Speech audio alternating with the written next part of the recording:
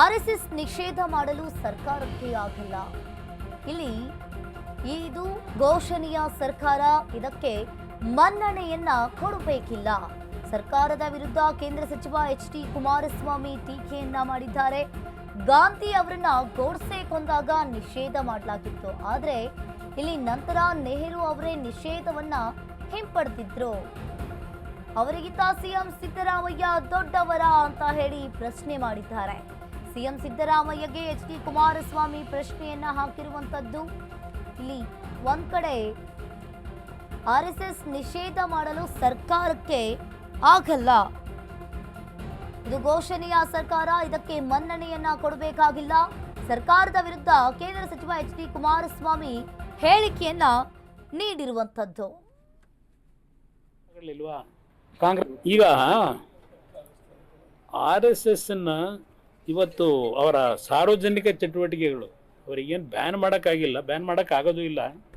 ಅವ್ರು ಹೇಳಿರೋದೇನು, ಹಲವಾರು ಸಂಘ ಸಂಸ್ಥೆಗಳು ಸರ್ಕಾರಿಯ ಅಧೀನದಲ್ಲಿರ್ತಕ್ಕಂಥ ಜಾಗಗಳಲ್ಲಿ ಆ ಪೆರೇಡ್ ಮಾಡೋದು, ಫಂಕ್ಷನ್ ಮಾಡೋದು ಮಾಡಬಾರ್ದು ಅಂತ ನಿನ್ನೆ ಆದೇಶ ಸಚಿವ ಸಂಪುಟದಲ್ಲಿ ಮಾಡ್ಕೊಂಡಿದ್ದಾರೆ. ಅಷ್ಟೇ ತಾನೇ ಮಾಡಿರೋದು. ಇದೆಲ್ಲ ಯಾತಕ್ಕೆ ಇದನ್ನು ಈ ವಿಷಯಗಳ ಪ್ರಾಮುಖ್ಯತೆ ಕೊಟ್ಟಿದ್ದಾರೆ? ಕೇವಲ ರಾಜಕೀಯದ ಬಂಡವಾಳಕ್ಕೆ.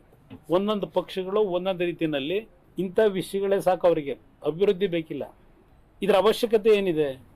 RSSನ ಮಹಾತ್ಮ ಗಾಂಧೀಜಿಯವರನ್ನ ಗೋಡ್ಸೆ ಗುಂಡಿಟ್ಟು ಕೊಂದಾಗಲೇ ಬ್ಯಾನ್ ಮಾಡಿದ್ರು.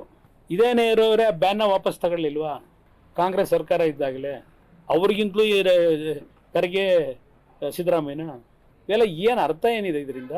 ಇದು ಒಟ್ಟಾರೆ ಸಮಾಜದಲ್ಲಿ ಸಂಘರ್ಷಗಳು, ಸಮಾಜದಲ್ಲಿ ಒಬ್ರಿಗೊಬ್ಬರಿಗೆ ವಿಶ್ವಾಸದ ಕೊರತೆ ಮೂಡಿಸ್ತಕ್ಕಂಥದ್ದು ಮತ್ತು ಸಾರ್ವಜನಿಕರನ್ನ ದಾರಿ ತಪ್ಪಿಸಿ ಇವ್ರ ತಪ್ಪುಗಳನ್ನು ಮುಚ್ಕೊಳ್ತಕ್ಕಂಥದ್ದಕ್ಕೆ ಈಗ